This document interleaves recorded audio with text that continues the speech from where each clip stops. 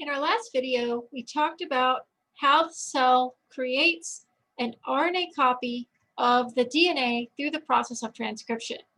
We also talked about the location of this process. In prokaryotes, transcription and translation occur in the same space. In our eukaryotic cell, we saw transcription occur and the RNA process in the nucleus in a separate space away from the process of translation.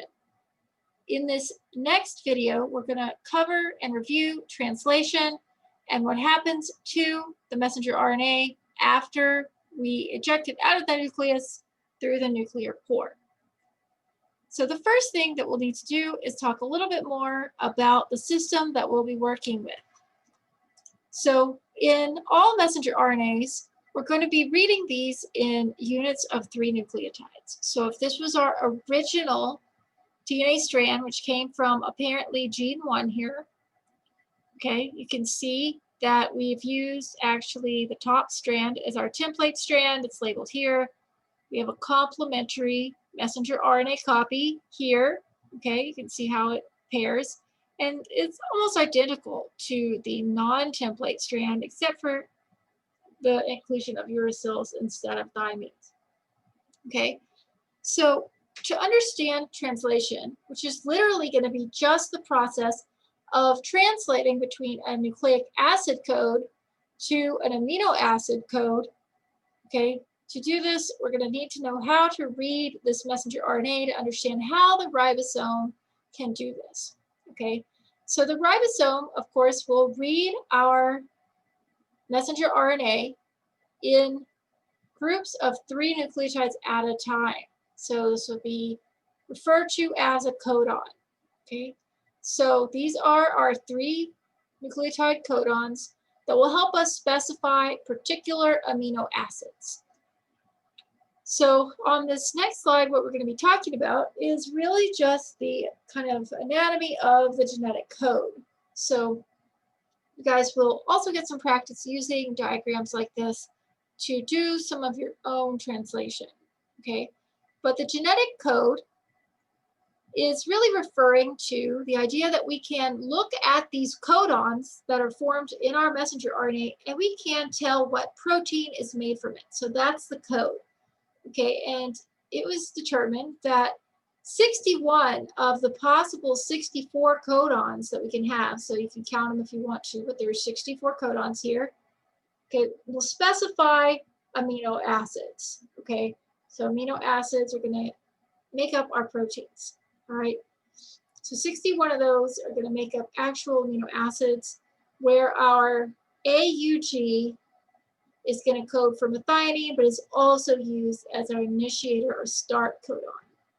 We'll see more about that later if you don't remember from previous classes. Okay.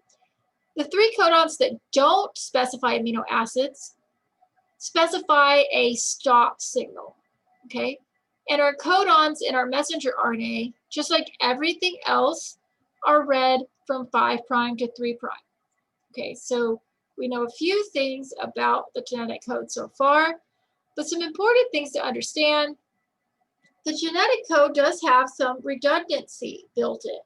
So what that means is that there are multiple possible codons. So there are 4 codons here, CUU, CUC, CUA, and CUG, that all code for leucine, okay? Similarly, all 4 of these codons code for proline. We've got a lot of situations like that. Check it out how many there are that have multiple things that will code for it, okay? So that's what we mean by redundant. However, these are not going to be ambiguous. So these are unambiguous. And what that means is that, for example, let's try this one. GCU will always code for alanine. So even though there are multiple codons that code for alanine, GCU will only always code for alanine. It can never code for any of the other amino acids. So it's unambiguous.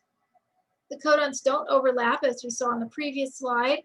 They're in units of 3 that don't overlap each other. And this is nearly universal, which means there are some exceptions. Particularly, there's some like weird amino acids out there. But this is something that occurred at like the origins of genetic material, because pretty much every living thing adheres very precisely to this genetic code. Okay, so if we are ever to discover that there's life on other planets, one of the first things I'd want to know is how their genetic code, or how they are going to construct their method of inheritance. So I'd want to know, are they using DNA? Do they use the same code we do? So this would be one of the first questions I'd want to know if aliens were to ever make contact with us. Okay, so whether you believe in aliens or not, to me, it's kind of like, well, what can I do about it either way? Okay, here on Earth, this is still a universal code.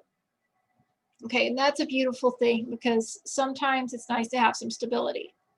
All right, so translation is going to literally just help us translate from our, again, message language, our nucleic acid language, to our language of proteins. Okay, and for the most part, although there are definitive exceptions, we're going to be thinking about proteins, amino acids, as doing the action in the cell.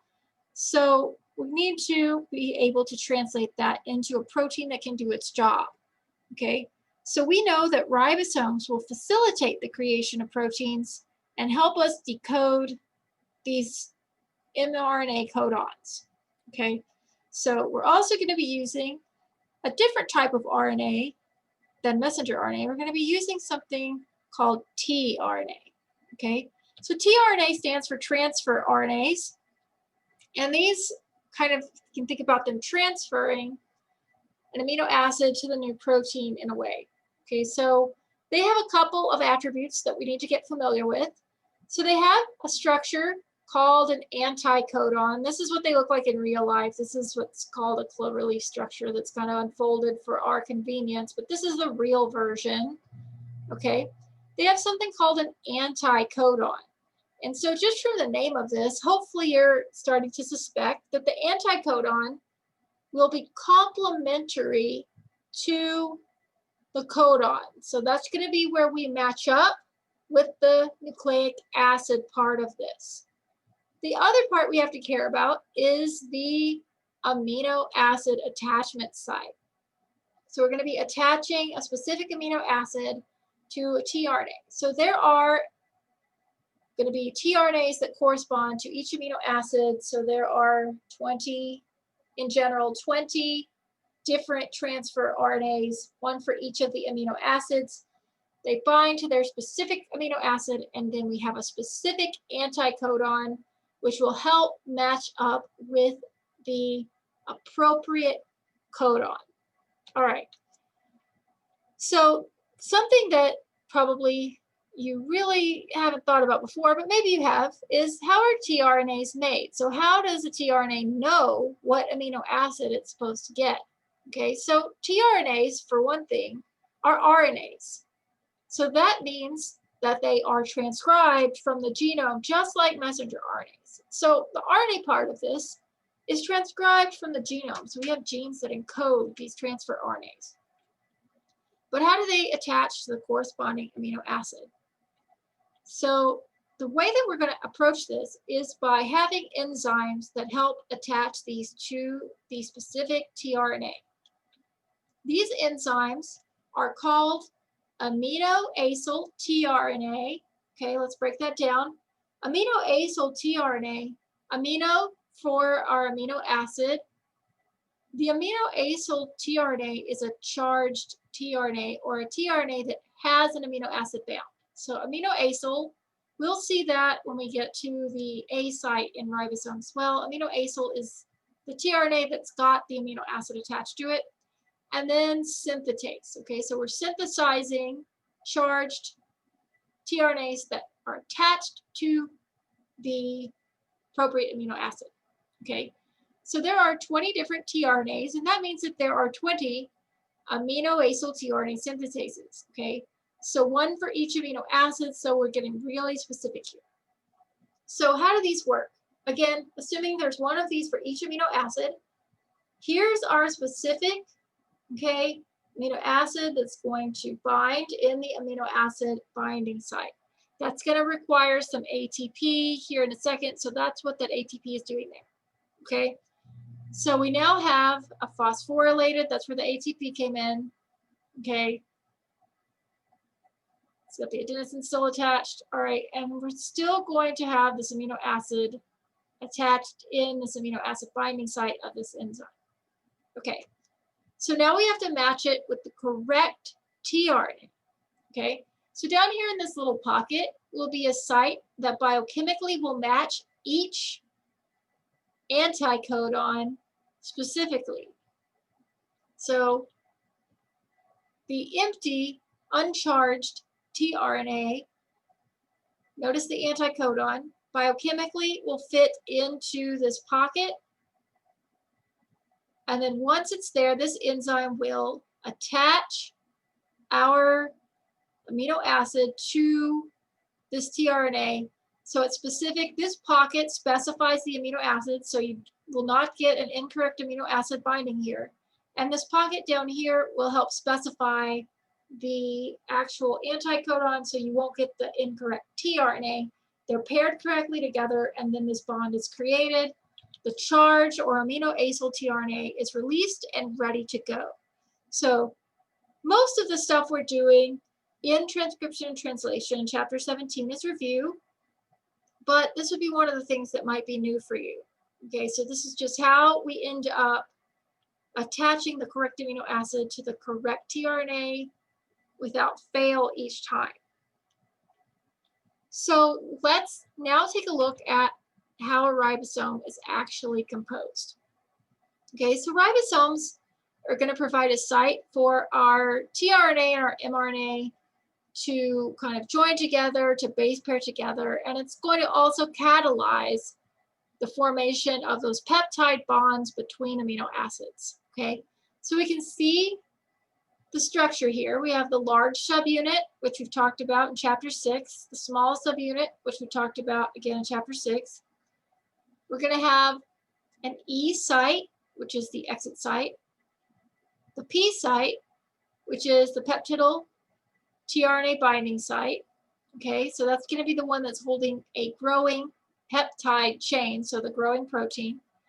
And the A site, which is again the amino acyl tRNA binding site, or the charged tRNA binding site. This is the one for tRNA that have an amino acid attached. Okay, so this shows all of the binding sites. So let's just get kind of an idea of what happens so you can see each of these sites. Okay, so we're not really quite ready to completely start making a chain yet, but so we can see these sites in action. Here, of course, we're going to have our P site. So this is our growing polypeptide. That's why this is the peptidyl tRNA binding site. The middle P site is going to hold our growing polypeptide. Things that move over to the exit site will be booted out. Notice it's empty. Its amino acid was attached here. Okay. Our next tRNA with the appropriate amino acid will bind the A site so that we can transfer this bond. We can create a peptide bond between these two amino acids. Okay. And you notice down here, we can't neglect what's going on down here. This is the messenger RNA. Again, think about the codons. The anticodons are pairing at each step. So when it comes in at this A site, we can actually see it paired with the correct codon. So similarly, our P site tRNA is paired with the correct codon. So we've got a lot going on in this ribosome. Okay, so what we're going to do is walk through the initiation, elongation, and termination steps of translation. So how each of these steps get started. So it's tempting a lot of times to think of ribosomes floating around, even I draw them this way sometimes, as together large subunit and small subunit, regardless of where an mRNA is. But the truth is, large subunits and small subunits do not actually affiliate with each other unless an RNA is actively being translated. So let's take a look at that initiation. All right. So the first thing that happens is the small ribosomal subunit is going to find and attach to our messenger RNA. So notice we have an mRNA binding site. This actually can find the cap plus a special sequence in the untranslated region that we call the Kozak sequence in eukaryotes. Prokaryotes, we don't have a cap, but they do have a specialized sequence called the Shine-Dalgarno sequence, okay? And this kind of helps them get started and situated where they would need to go kind of at the beginning. Once our eukaryotic ribosomes have found the 5' cap, what actually happens is we sort of slide this RNA along until we find the initiator codon. So this is also the start codon. This is that AUG that we saw in our genetic code. Our initiator tRNA sits on top of it. It's anticodon. Check it out. It's even anti-parallel, but complementary. Okay. Methionine, we talk about the initiator amino acid. This tRNA that matches our start codon sits on this mRNA. Notice this whole structure. This is going to be where the P site is, but we have not put the top on this yet. Before we can get started, and this is going to require some GTP, so some energy to get started, we kind of put the lid on it. So it's better to really think about the assembly of this translation initiation complex as more like how you'd put together a hamburger. So you don't just leave necessarily the top and bottom buns together and then like stick the hamburger like between it while it's still together. You would like put the bottom down, put the hamburger on it, then put whatever else, then put the lid on.